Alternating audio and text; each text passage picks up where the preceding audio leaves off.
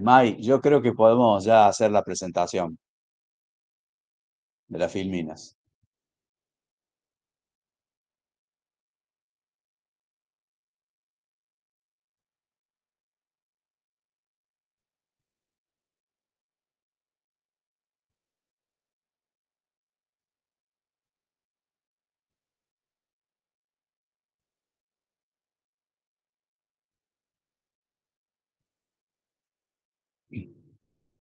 Bueno, buenas tardes.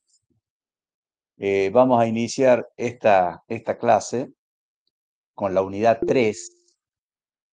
Con la unidad 3, entiendo que la contadora Salomón ya terminó la 2. Háganme alguna señal si no es así, pero entiendo que es así. Así que vamos a empezar con la 3. Yo quiero que presten debida atención a esta unidad porque es muy fuerte en materia de contenido conceptual. O sea que de aquí vamos a aprender conceptos que que nos van a ser útil hasta la finalidad, hasta la finalización del curso. Por lo tanto, de allí la importancia que tiene y que le atribuimos a esta unidad particularmente dentro del programa. Bueno, vamos a hablar de la unidad 3, recursos públicos, tributos, incidencia impositiva, distorsiones impositivas. Sigamos. Por supuesto, como siempre, les digo a ustedes que me detengan frente a cualquier duda, cualquier inquietud, cualquier aspecto que consideren que tiene que ser nuevamente explicado o lo que no entiendan directamente, así que por favor no duden en parar la clase y consultar. Bien, hablamos de principales recursos y gastos. Bueno, sabemos, los recursos son los ingresos que necesita de lo que se vale el Estado para el cumplimiento de los gastos que va a financiar con dichos recursos. Los tributos, la venta de activos y el uso del crédito público y la emisión monetaria en líneas generales son considerados los recursos más trascendentes. Evidentemente que, en orden de importancia, tributos, uso del crédito público, emisión monetaria y venta de activos es en ese orden. Nosotros vamos a hacer hincapié fuertemente en los tributos. El uso del crédito público no lo vamos a desarrollar demasiado en nuestra asignatura. Y la emisión monetaria, yo voy a hacer comentarios con respecto a esta forma de, si con emisión monetaria se financia el déficit, la problemática que trae aparejado. Con respecto a los gastos, bueno, tendremos que analizaremos, ya hemos visto en la unidad 2 los gastos de tipo corriente, el incremento de activos como consecuencia de la aplicación y la disminución de pasivos, vale decir, con respecto en la medida que las deudas o los gastos se van cancelando. Entonces, son los principales y recursos y gastos. Nosotros, les recuerdo, vamos a hacer hincapié en todo el desarrollo de esta asignatura en los recursos tributarios. Sigamos. Bueno, ahí está. Objetivo de los tributos. Vamos a trabajar empezando con los tributos esencialmente. Dos objetivos tienen los tributos y que yo quiero hacer hincapié para que se comprenda con claridad. El objetivo fiscal y el objetivo extrafiscal de la tributación. El objetivo fiscal, traslación de recursos monetarios del sector privado al público para financiar el gobierno. Vale decir, la meta o el objetivo que tiene esta mirada, que es objetivo de tipo fiscal, es trasladar recursos de los particulares hacia el tesoro, a través de los impuestos, porque ya sabemos que los impuestos es una exacción que se hace a los particulares para financiar los gastos que demanda la gestión pública. Entonces, objetivo de los tributos. El primero es fiscal, que es estrictamente recaudacionista. El segundo objetivo, extrafiscal, que es asistir al sistema económico, influyendo sobre la producción, el consumo, la redistribución de ingresos y otras variables. Acá es muy interesante seguirlo, porque aquí el objetivo, y que está muy emparentado con las finanzas públicas, esencialmente emparentado con las finanzas públicas, tiene que ver sobre quién incide un impuesto, cómo afecta un impuesto determinadas variables, tales como el consumo, como la inversión, el empleo, cómo apunta la política fiscal. Ya hemos hablado un poquito de esto antes, cómo apunta la política fiscal a la estabilización y el desarrollo. Son aspectos extrafiscales que asisten al sistema económico, como citamos en la filmina, y por supuesto que influyen en el análisis de estas variables significativas como producción, consumo, redistribución de la riqueza, temas que, si ustedes recuerdan, hemos tratado en la unidad 1 y en la continuidad de la unidad 1, cuando vimos algunos aspectos vinculados también a la redistribución del ingreso. Sigamos.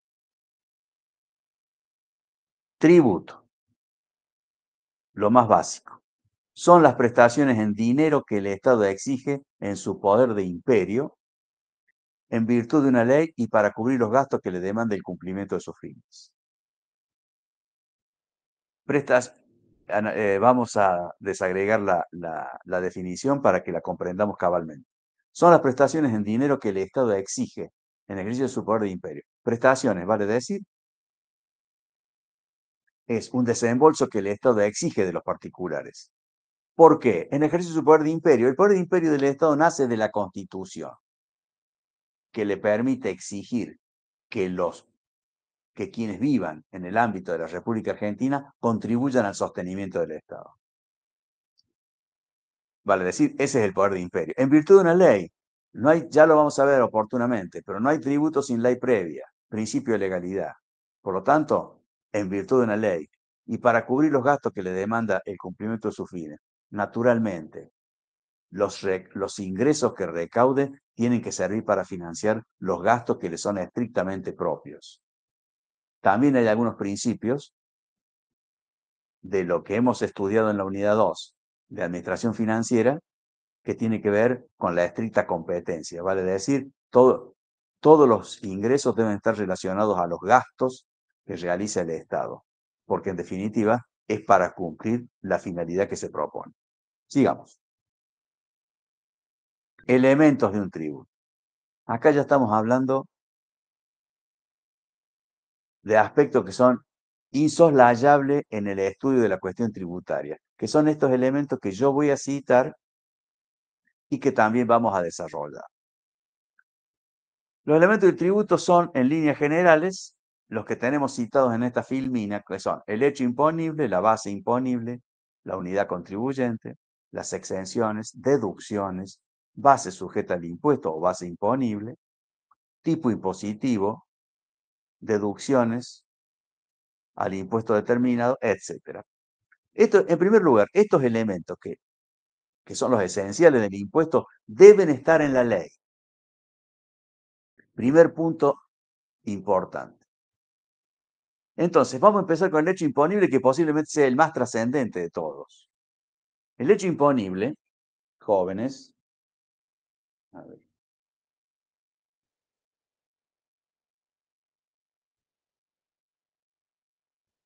el hecho imponible es el hecho económico previsto en la ley que una vez producido da origen al nacimiento de la obligación tributaria. Eso es el hecho imponible. Es un hecho económico previsto en la ley que una vez que se produce da origen al nacimiento de la obligación tributaria y por lo tanto el Estado tiene un derecho a partir de esa situación. Esa sería también la descripción. Producido el hecho económico previsto en la ley, aparece un crédito a favor del fisco porque se estaría debiendo un impuesto. ¿Qué es la delimitación espacial? La delimitación espacial tiene que ver con el ámbito geográfico en el cual se desenvuelve, el hecho económico. Eso también define la competencia tributaria. ¿Qué quiere decir? Si estamos en presencia de un impuesto nacional, cualquier operación de compra-venta realizada en el territorio del país estaría grabada con IVA, con impuesto al valor agregado, que ya después en la unidad 6 vamos a ver de qué se trata con imposición al consumo, pero cuando hablamos de limitación espacial estamos diciendo el ámbito geográfico en el cual se desenvuelve el hecho económico llamado hecho imponible. Delimitación temporal. ¿A qué se refiere cuando hablamos de delimitación temporal? Se refiere al momento en que nace el hecho imponible. ¿Y cuándo es ese momento? Ustedes, que van a ser contadores, se acuerdan de algunos momentos cuando estudiamos los sistemas del devengado y del percibido. Me imagino que se acuerdan, que lo estudiamos bastante en contabilidad, pero acá lo vamos a estudiar también con el mismo concepto contable, pero asociándolo a la delimitación temporal del hecho imponible.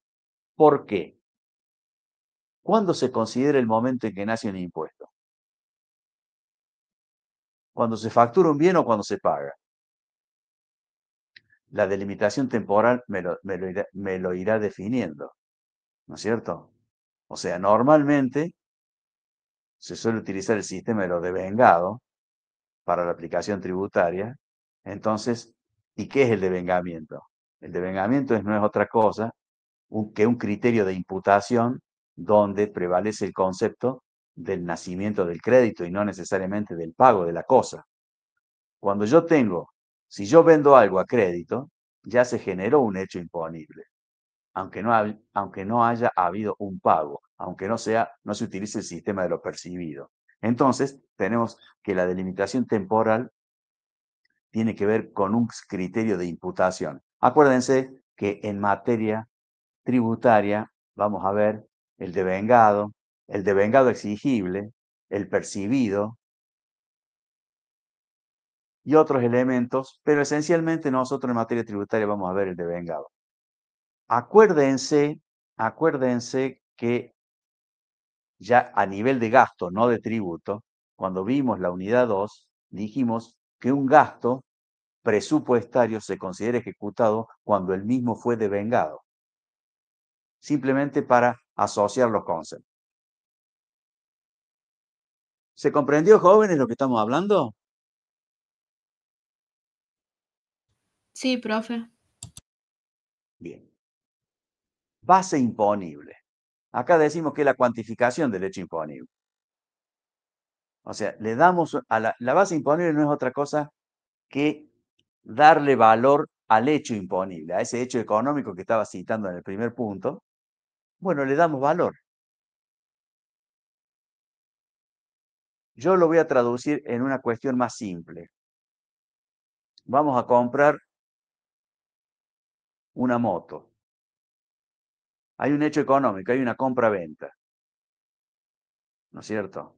El hecho imponible para el que la vende, ya veremos después quién es, o el que la compra, pero el que la vende, el hecho imponible es la transacción, la venta.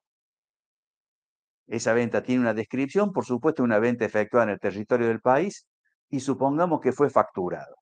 Entonces, se perfeccionó el hecho imponible, como se dice en materia tributaria.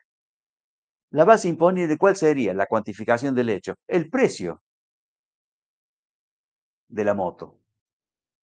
Esa sería la base imponible, el precio. Entonces, estamos aprendiendo qué es el hecho imponible y qué es la base imponible. La unidad contribuyente.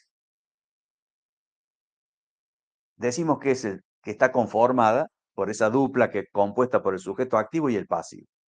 Muy bien. El sujeto activo, ¿quién es? Es el titular del crédito.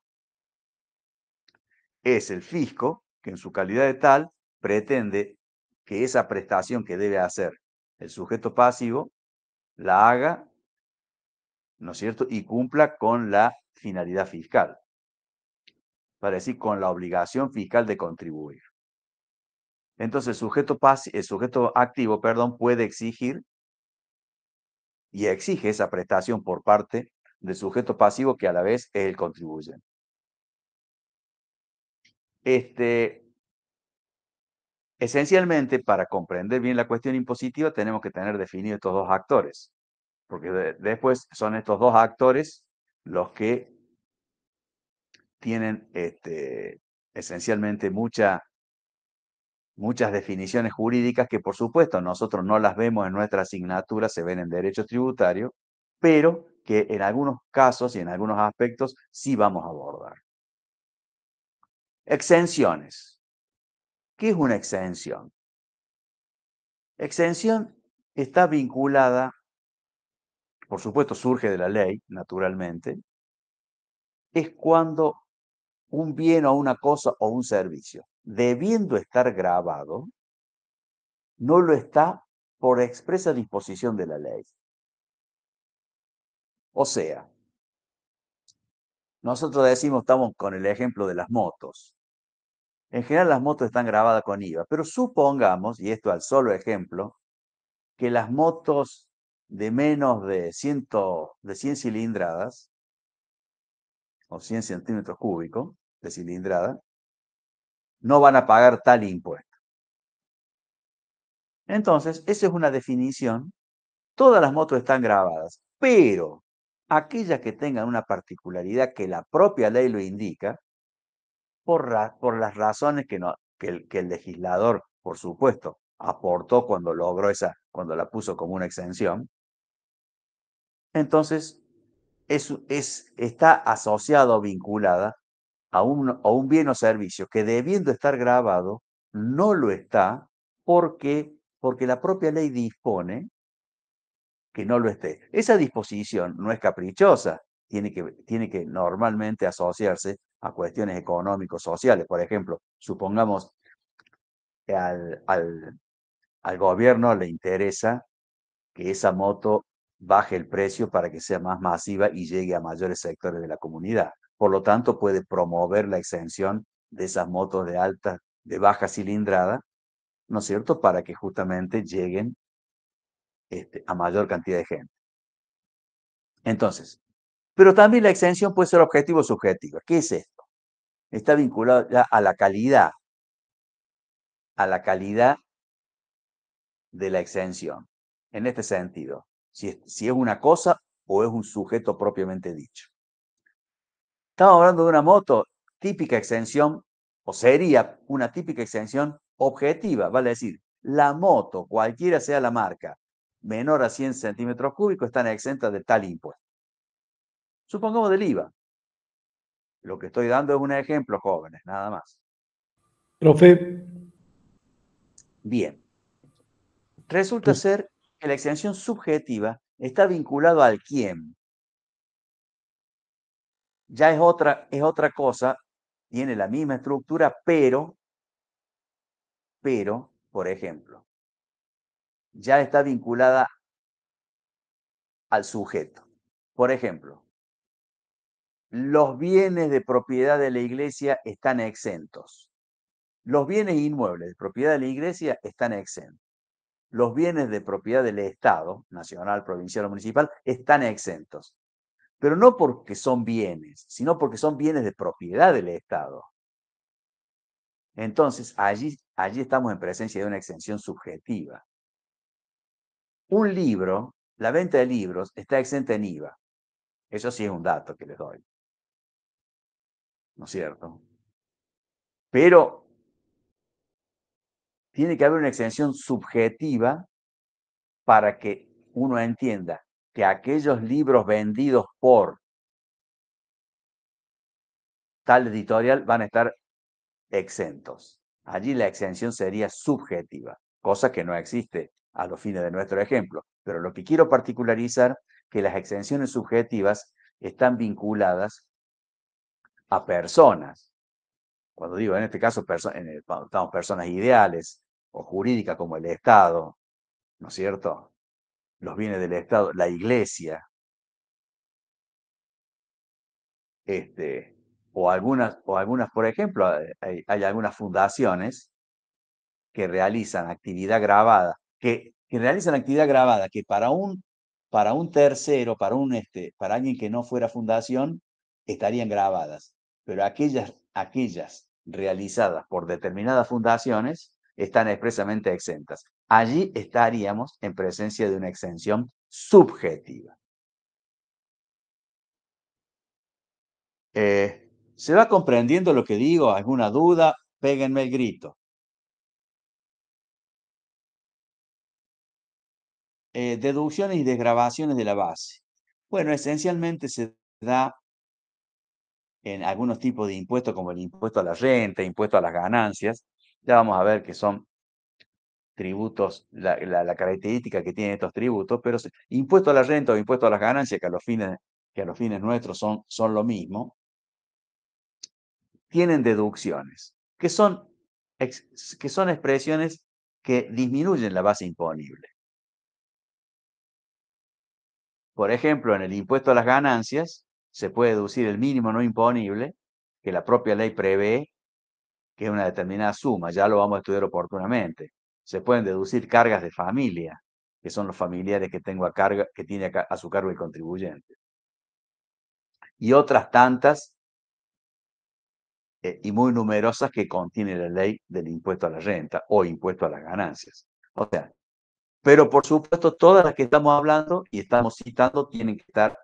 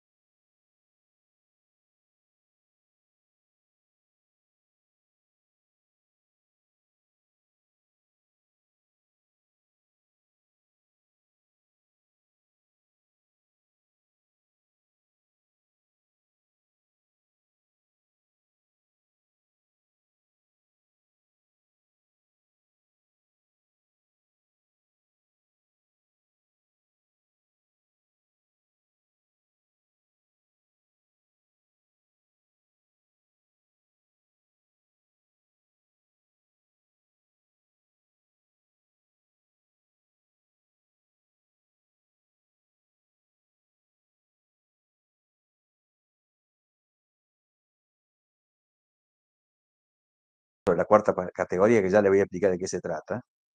Se dejó de pagar impuestos sobre la cuarta categoría, pero se venía pagando de una manera totalmente fuera de lugar y técnicamente de manera incorrecta, pero por supuesto todo eso es bueno explicarlos cuando uno realmente comprende la situación. Yo simplemente les estoy adelantando. Primero comprendamos las definiciones, después vamos a ir a las situaciones puntuales para ver si las entendemos. Tributos regresivos. No hay tributos regresivos en términos teóricos. Ya después vamos a ver, hay cierta regresividad tributaria bajo ciertas circunstancias, pero tributos regresivos en relación a la base no hay. ¿Por qué? Porque los tributos son regresivos. Se dice que son un tributo regresivo cuando el impuesto crece en forma menos que proporcional al crecimiento de la base por aplicación de alícuotas regresivas. Vale decir, que se empieza con una alícuota de 10, después baja a 8, después baja a 7, después baja a 5. Y la base imponible aumenta. Imagínense ustedes en su cabeza qué impuesto podríamos diseñar que sea regresivo en relación a la base imponible. Vale decir, que el impuesto disminuya en la medida que aumenta la base. Pero bueno, recién estamos ingresando en las cuestiones de estudios de la tributación y sobre todo desde la perspectiva de las finanzas públicas, por lo tanto no quiero hacer más, no les quiero complicar más los aspectos conceptuales más de lo que corresponde. ¿Se ha entendido hasta ahora o Sí, no? profe, se entendió. Bien, bien. Yo creo que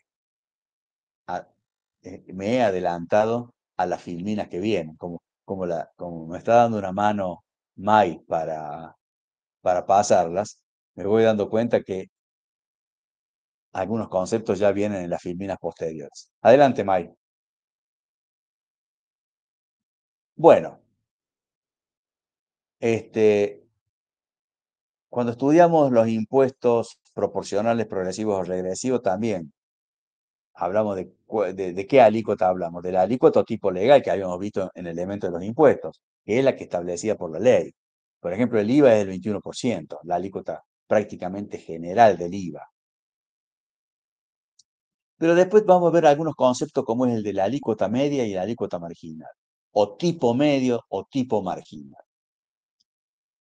El tipo medio o alícuota media resulta de aplicar el monto total del impuesto sobre la base imponible correspondiente. O sea, el impuesto es un cociente. Si yo relaciono el impuesto sobre la base imponible, voy a tener el tipo medio. Yo no uso el concepto de alícuota media, más me gusta usar el concepto de tipo medio. En cambio, la marginal, o el tipo marginal, me indica la relación que existe entre el incremento del tributo y el incremento de la base imponible resultante de la aplicación de alícuotas legales, pero, a ver, y el incremento de la base imponible, acá está faltando un concepto que ya lo voy a modificar cuando les envíe las filminas. En este caso, cuando Andrea les envíe las filminas, indica la relación que existe entre el incremento del tributo y el incremento de la base imponible.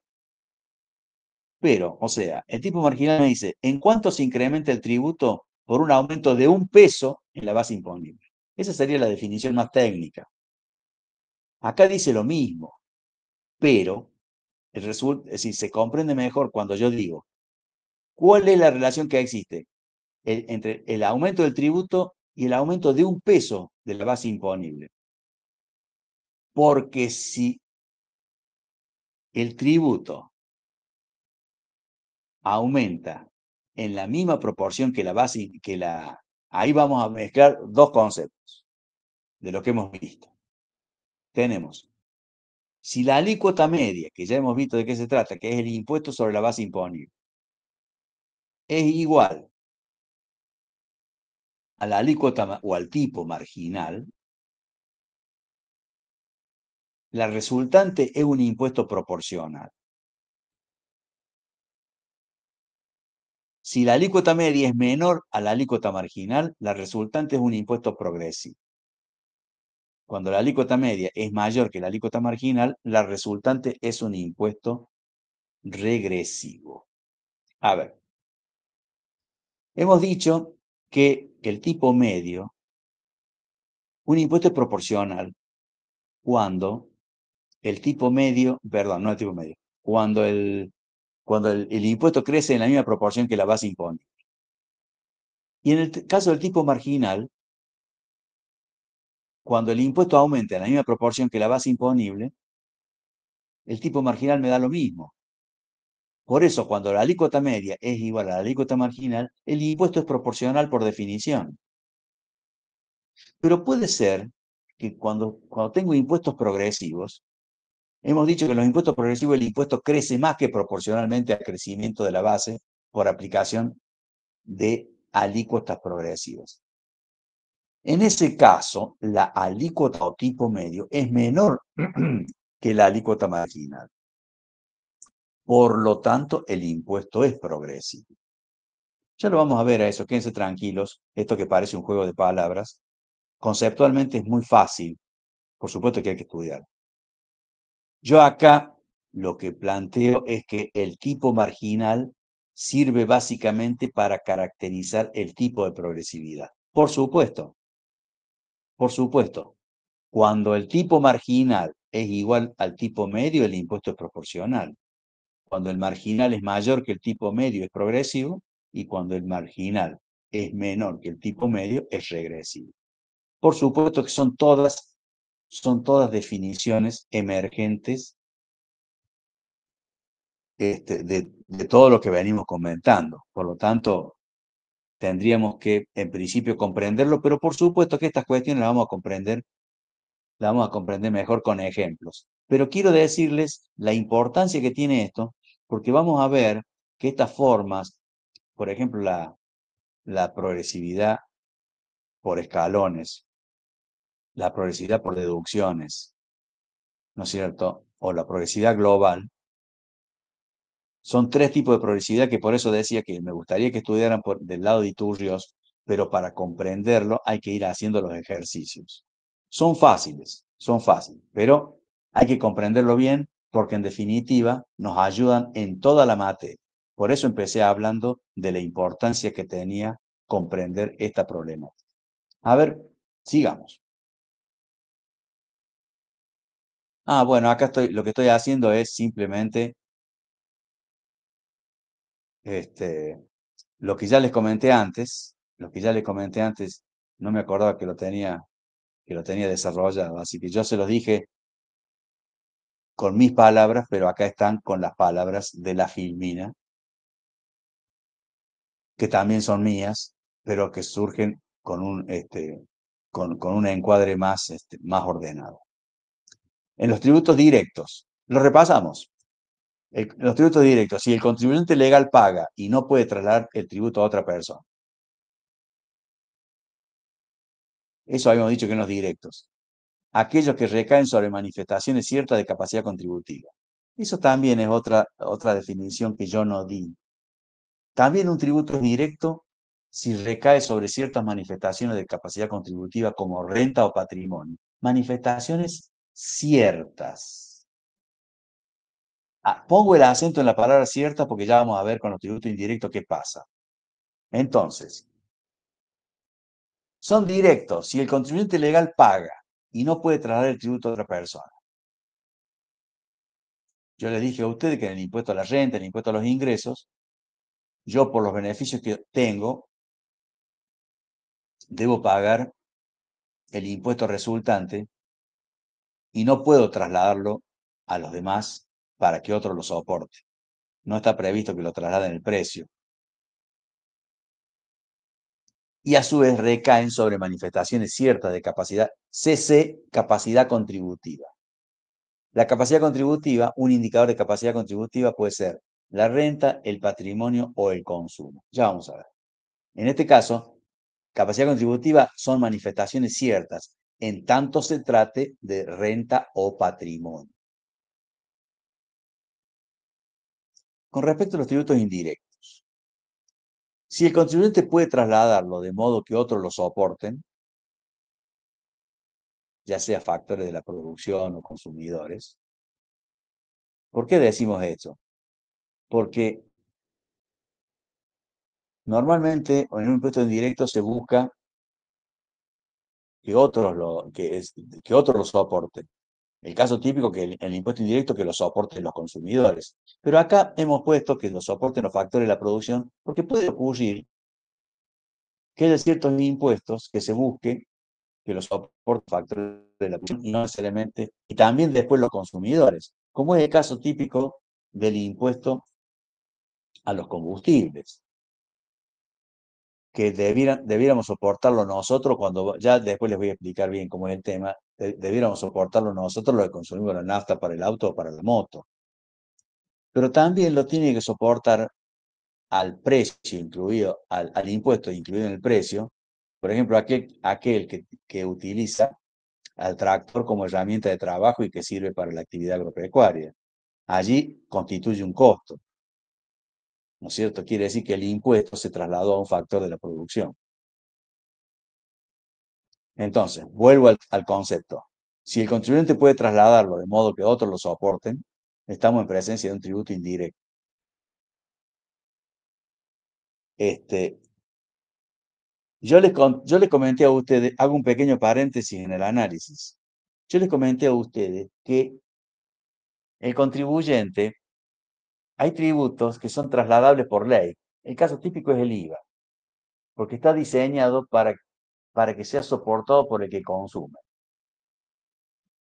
Pero después vamos a ver que hay traslaciones que son económicas, que depende del comportamiento tanto de la oferta como la demanda, específicamente de acuerdo a la elasticidad o inelasticidad de la oferta y la demanda, tal o cual impuesto va a poder ser trasladable.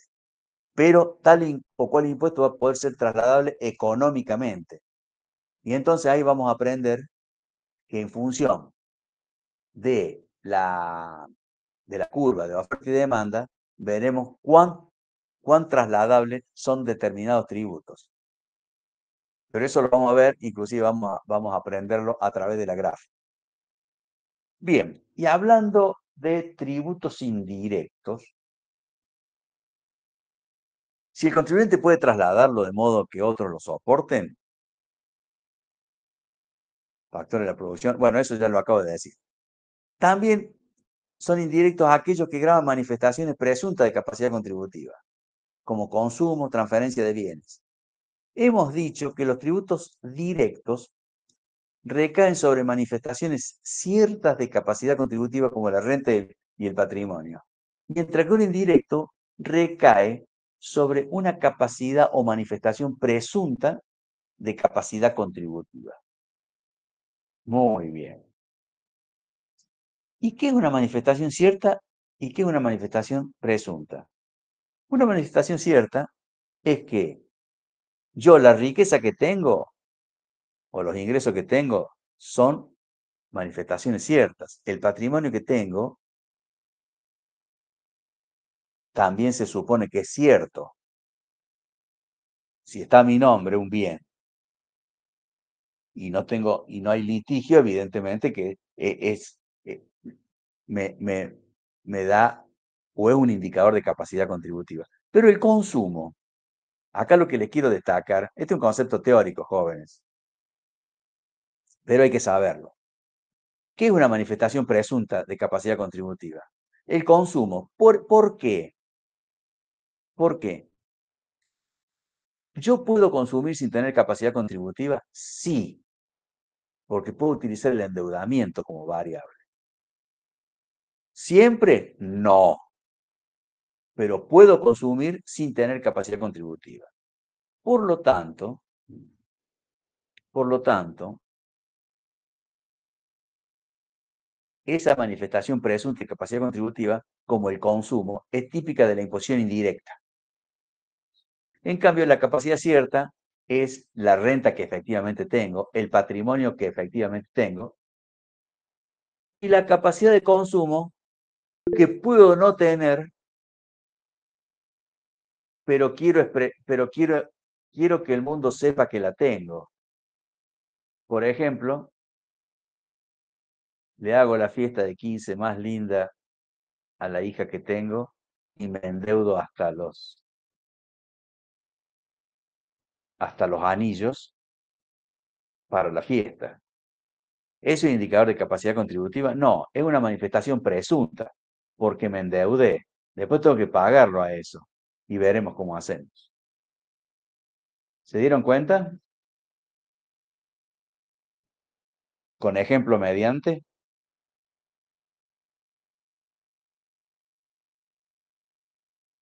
Sí, Hola. profe. Sí, Bueno, profe. bueno. ¿Alguna pregunta? A esta altura del partido tendría que haber un montón de preguntas para hacerme. Pero bueno, ya cuando vayamos estudiando, sin lugar a duda van a aparecer las dudas. Y allí seguramente aparecerán las preguntas. Tributos reales y personales también lo hemos visto. Son reales aquellos que graban el bien o servicio sin tener en cuenta consideraciones económicas o personales del contribuyente. El caso típico es el IVA, ¿no es cierto?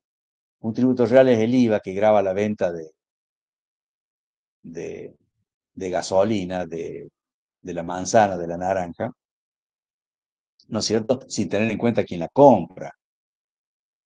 En cambio, el personal, las consideraciones personales del contribuyente integran la estructura del tributo. Claro, las consideraciones personales, por eso yo le decía, el caso típico del impuesto a las ganancias, porque distingue entre quién es casado, quién es soltero, si tiene hijos a cargo, si el cónyuge trabaja, la edad de los hijos, etcétera, etcétera, etcétera, que por eso se convierte en tributo personal. Sigamos. Bueno, específico y ad valorem, ya lo hemos visto.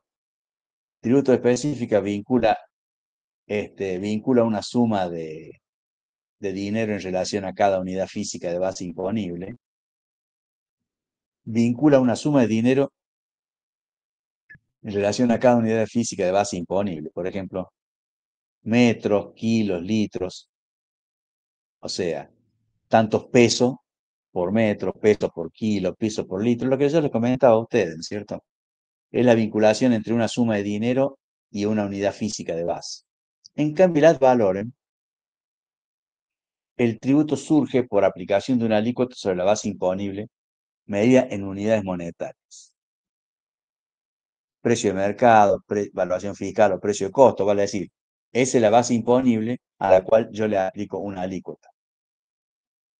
Y así determino el impuesto, que son la mayoría de los impuestos del sistema tributario argentino, son efectivamente tributos ad valorem. Bueno, esto es un repaso de lo que ya hemos hablado. Sigamos. Bueno, ahora aparecen algunas definiciones un poquito más complicadas. Que ya la hemos visto también, por supuesto, pero ahora vamos a ver la definición puntual. Proporcionales. Aquellos cuyo monto cambia al cambiar la base imponible en una proporción constante por aplicación de una alícuota fija. Aquellos cuyo monto cambia al cambiar la base imponible en una proporción constante por aplicación de una alícuota fija. Yo creo que tengo un ejemplo acá en, en esta clase.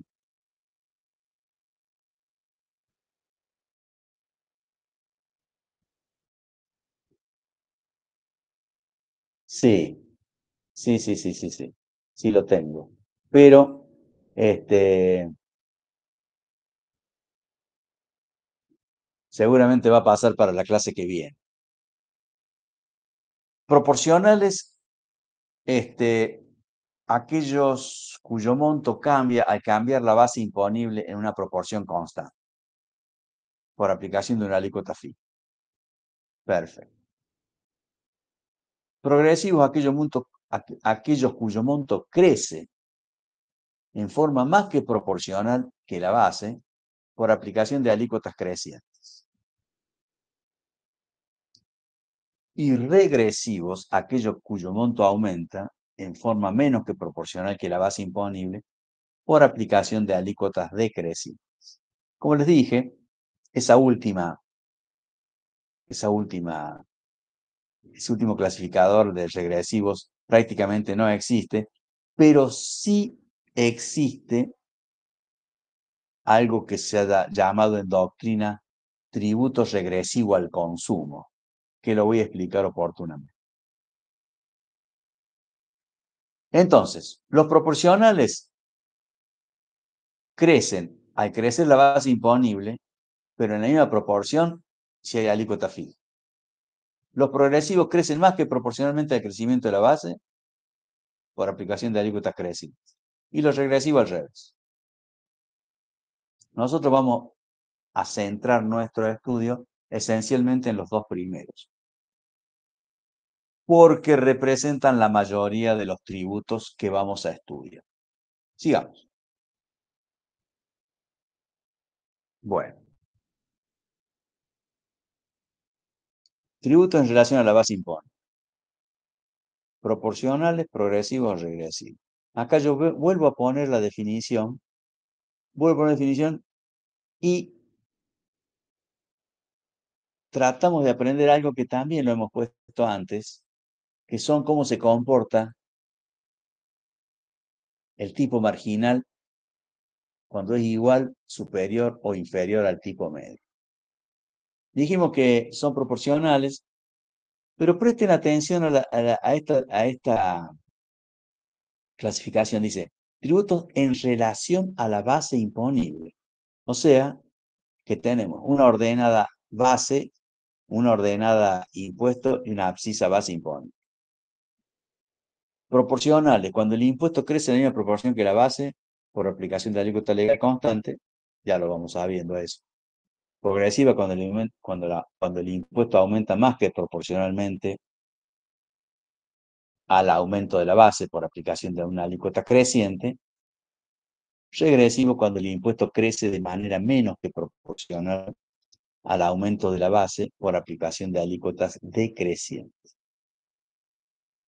Hemos dicho anteriormente que el tipo medio responde al cociente impuesto sobre base imponible. Y el tipo marginal también es el cociente entre el incremento del impuesto, vale decir, lo que aumenta el impuesto al incrementarse la base. Y acuérdense que si tiene una base imponible, que cuando el impuesto crece en forma más que proporcional que la base, el tipo marginal va siendo cada vez más positivo. Entonces, si el tipo medio no está igualado con el tipo marginal, el impuesto es proporcional. Prácticamente sería en el eje de ordenadas de abscisa, casi ya lo vamos a ver, como si fuera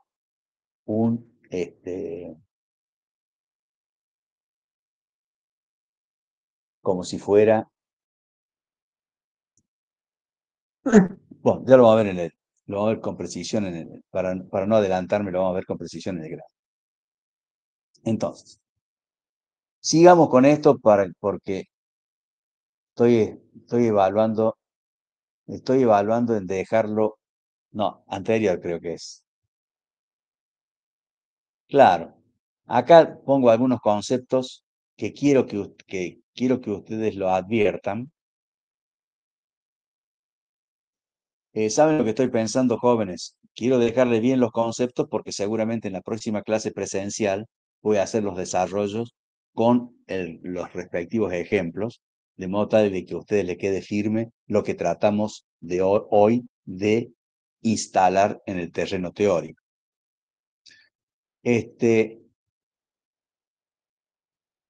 Con respecto a esto que hemos puesto ahora, viene de la filmina anterior, donde decíamos, cuando el tipo medio se iguala al tipo marginal, el impuesto es proporcional, y a partir de ahí, si el tipo medio era menor al marginal, el impuesto era progresivo, y si el tipo medio era superior al marginal, el impuesto era regresivo.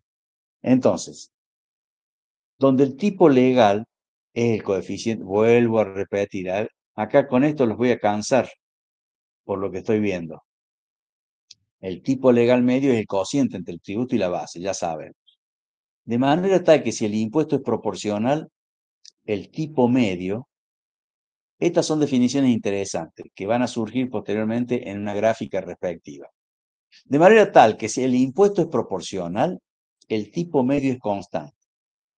Si el tributo es progresivo, el tipo medio es creciente, y si el tributo es regresivo, el tipo medio es decreciente. El tipo marginal es el cociente entre la variación del tributo y la variación de la base, de manera tal que determina cuánto crece el impuesto en la medida que la base imponible crece en 1 peso. Y ponemos la fórmula tipo marginal. Bueno, yo creo que acá no se ve bien me parece que no se ve bien en la filmina, porque se me han corrido. Presten atención, jóvenes, y si están tomando nota, tomen nota. Allí donde, exactamente, exactamente, lo que está tratando de corregir Flor es que esos conitos son la representación de delta, exactamente los está corrigiendo. Pero muchísimas gracias, eso es lo que debiera ser. Esos conitos son la representación del delta, del incremento, que me define el tipo marginal, que no es otra cosa que el incremento del impuesto, ¿no es cierto? O sea, es el cociente entre la variación del tributo y la variación de la base.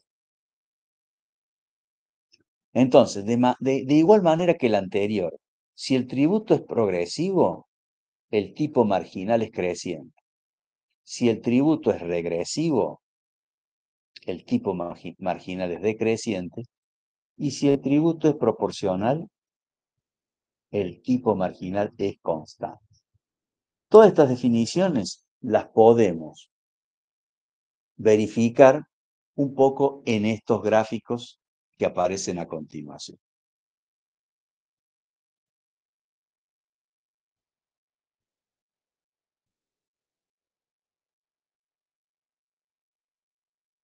O sea, es una gráfica, gráficamente los podríamos representar de esta manera. Bueno, yo voy a tratar de leer, vean los gráficos y vamos a ver que si el impuesto es proporcional, el tipo medio es constante. A ver, no, si el impuesto es proporcional, el tipo medio es constante. Como vemos en el gráfico de la izquierda. Si el impuesto es proporcional, el tipo medio es constante. Si el impuesto es progresivo, el tipo medio es creciente, como podemos ver en el gráfico del medio. Y si el tributo es regresivo, el tipo medio es decreciente. Con esto vamos aprendiendo cuál es el comportamiento que tiene el tipo medio en relación a los tributos proporcionales, progresivos o regresivos. Fíjense la importancia del análisis de estos conceptos que sí les damos mucha importancia en finanzas públicas. Sí les damos mucha importancia en finanzas públicas porque podían llegar, como a mi juicio ocurrió en Argentina, llegar a desnaturalizar un tributo que siempre había tenido cierta lógica en su desarrollo matemático, pero que en algún punto, como pasa siempre, la inflación provoca tantas distorsiones en un sistema tributario que a veces da origen a situaciones equivocadas. Sigamos. Bueno, acá vamos a ver esto y con esto vamos a terminar lo del día de hoy. Tributo proporcional progresivo regresivo. Antes que nada, este mismo ejemplo está en Itugios. Yo lo tomé deliberadamente de allí para que sea una base de estudios para ustedes, pero yo se los voy a explicar para ver cómo funciona y lo vamos a asociar a las definiciones que hemos brindado sobre él. Por eso le asigno mucha importancia a jóvenes. Y es la siguiente. Tenemos las dos primeras columnas, datos, después proporcionales, progresivos o regresivos. En cada uno vamos a tener alícuota o tipo legal, el impuesto propiamente dicho y el aumento del impuesto. Entonces decimos, base imponible, 4 tramos, 100, 200, 300 y 400. El aumento de la base imponible, de 100 a 200 aumentó un 100% en porcentaje, ¿no es cierto? De 200 a 300 aumentó un 50%, de 300 a 400 aumentó un 33%. Eso es fácil de entender. Me voy a los impuestos proporcionales. Un impuesto era proporcional cuando el mismo crecía en la misma proporción que el crecimiento de la base por la aplicación de una alícuota legal constante. Vamos a ver si esto se adecua a esa definición. La alícuota constante del 10%. El impuesto del 10% sobre la base de 100 es 10. El impuesto del 10% sobre la base de 200 es 20.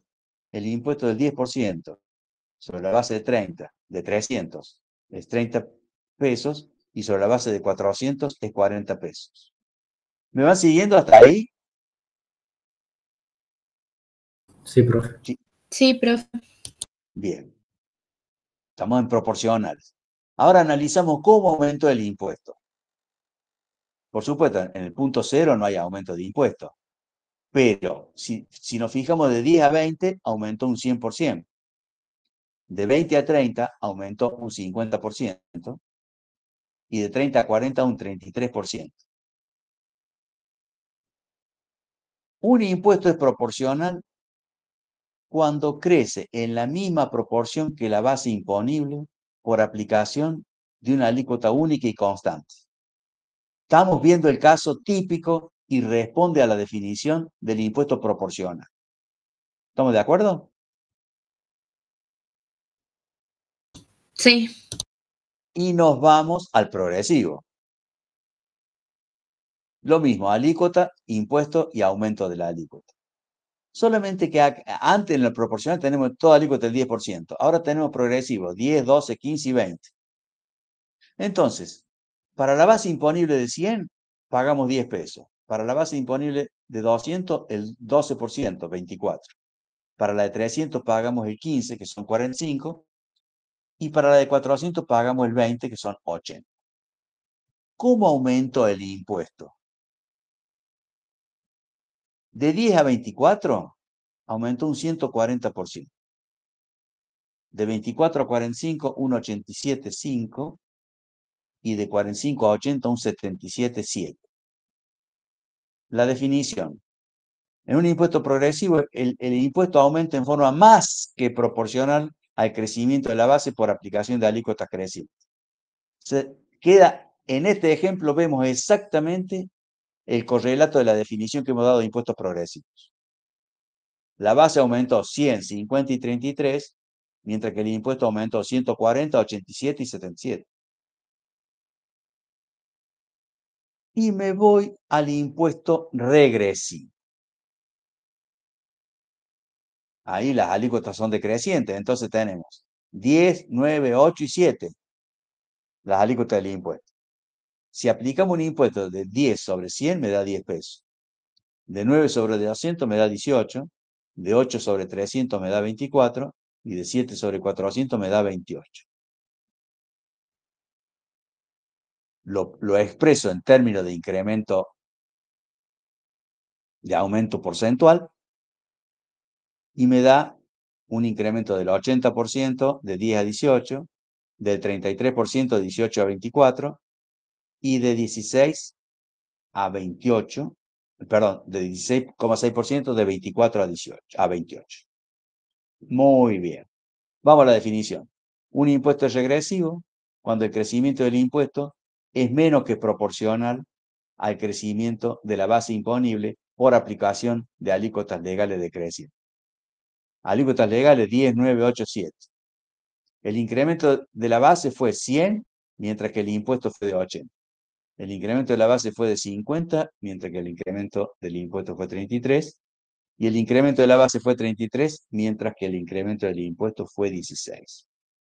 De esa manera, jóvenes, en este ejemplo simple, que muy bien lo plantea Iturriós en la simpleza, nos permite entender con bastante claridad cuando estamos en presencia de impuestos proporcionales, progresivos, regresivos.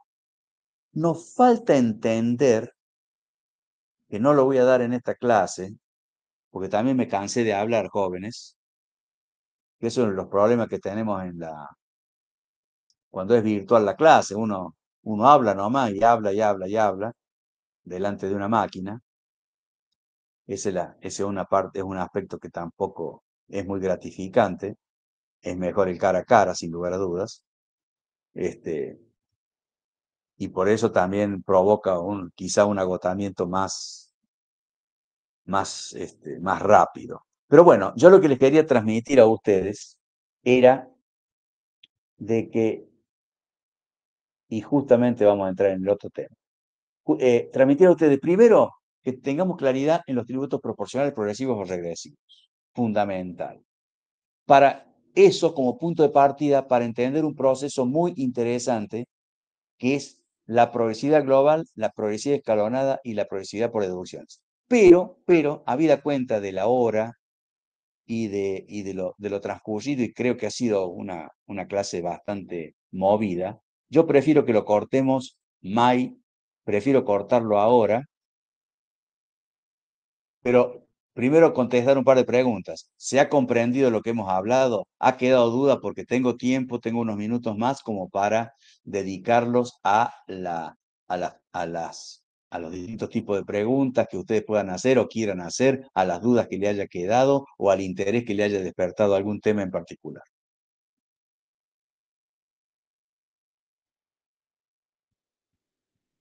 No, profe, por ahora ninguna duda. Bien. Entonces, la próxima clase, Dios mediante presencial, yo voy a explicar gráficamente algunas otras cuestiones que tienen que ver con esto, que son bastante importantes. Ustedes van a ver, por eso hice particular hincapié en estos aspectos conceptuales porque van a servir para toda la materia.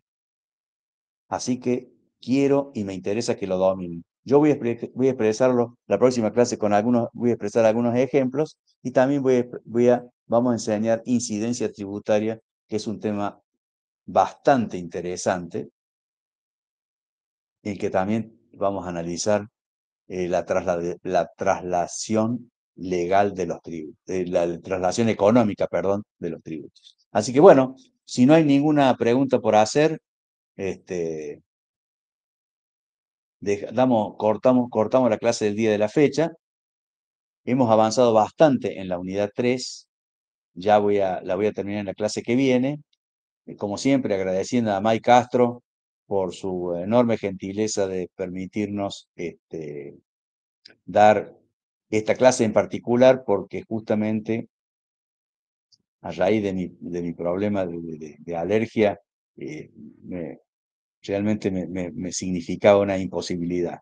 Y bueno, creo que después de esta charla tan linda que he tenido con ustedes, pero hablando casi solo, he quedado bastante bastante maltrecho, así que vamos a reponernos un poco. Bueno, como siempre, un gusto de haber compartido con ustedes esta hora, espero que sea recíproco. Por favor, tomen nota de las dudas que tengan, no dejen de consultar, porque después recuerden que vienen los parciales y después viene el rendir la materia y no siempre es tan simple. Por lo tanto, mientras más aprendamos de primera mano, mejor va a ser. Así que buenas tardes a todos, muchas gracias y particularmente Mai, muchísimas gracias por tu gentileza. Chao chicos.